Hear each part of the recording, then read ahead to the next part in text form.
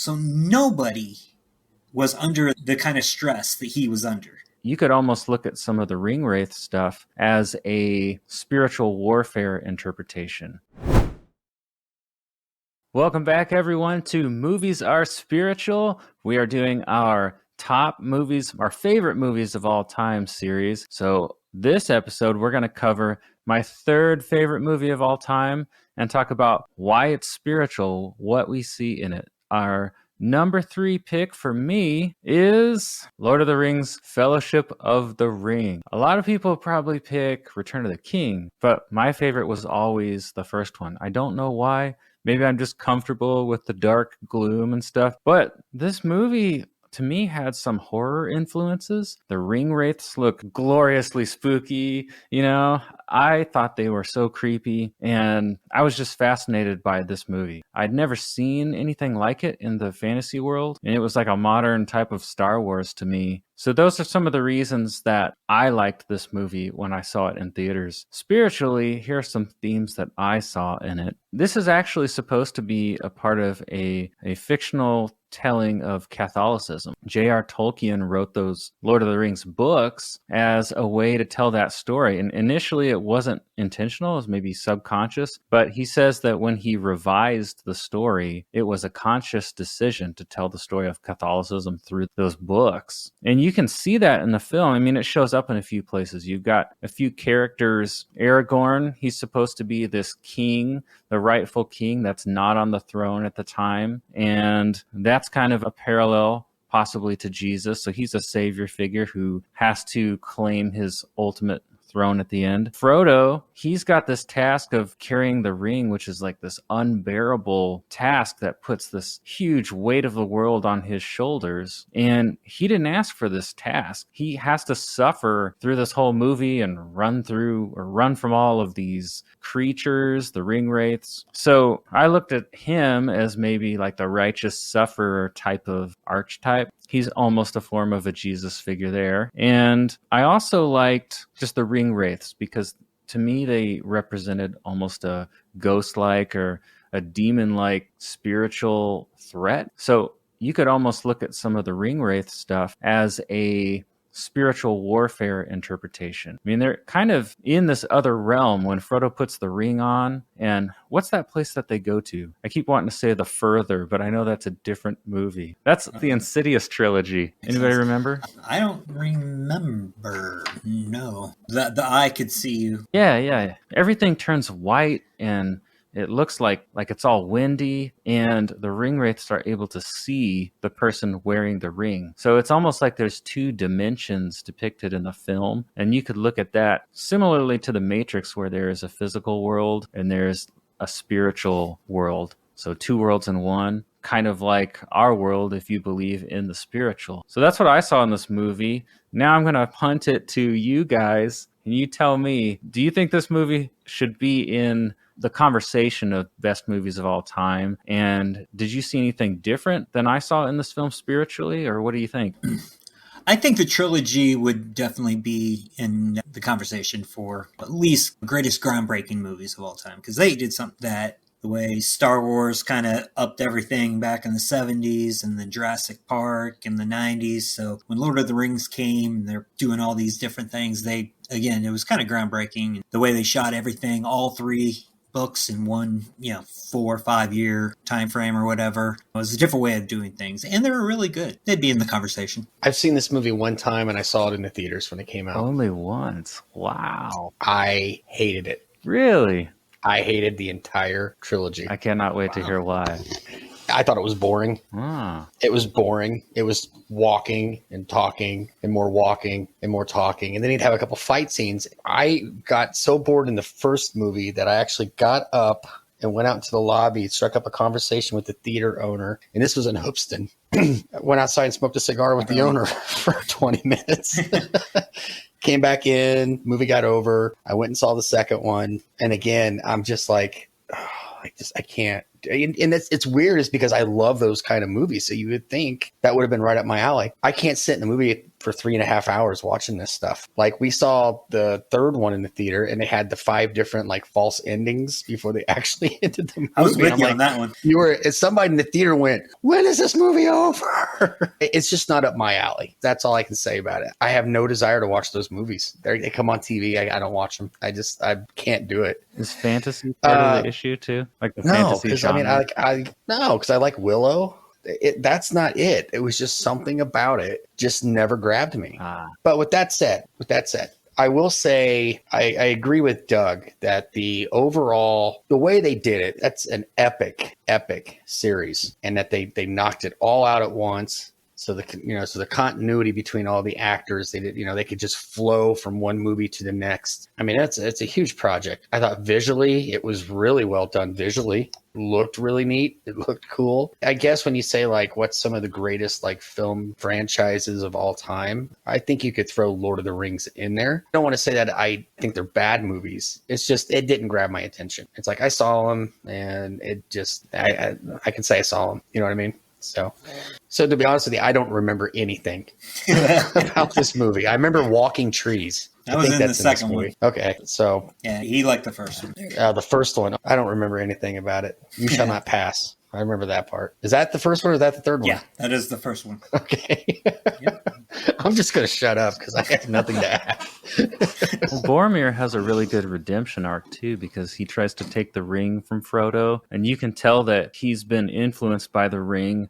The voice of the ring and the eye, I mean, it's starting to get to him. You could look at that as spiritual influence. And so he goes to try to take the ring. You can almost parallel that to Adam and Eve being tempted to take the fruit from the tree in the Garden of Eden. But then he gets his redemption because, he doesn't get the ring. And then later, when the orcs attack, Boromir defends Frodo. It gives his life for him. So there's a pretty powerful redemption scene there. That death scene I always found pretty moving. He was an animal on that. I loved that one. I mean, it's the way to go out if you live in that kind of world. I actually turned from disliking Boromir to liking him because of that scene. I mean, I was like, I don't like this guy. And then his death scene, I was like, I take back everything I ever said about that guy.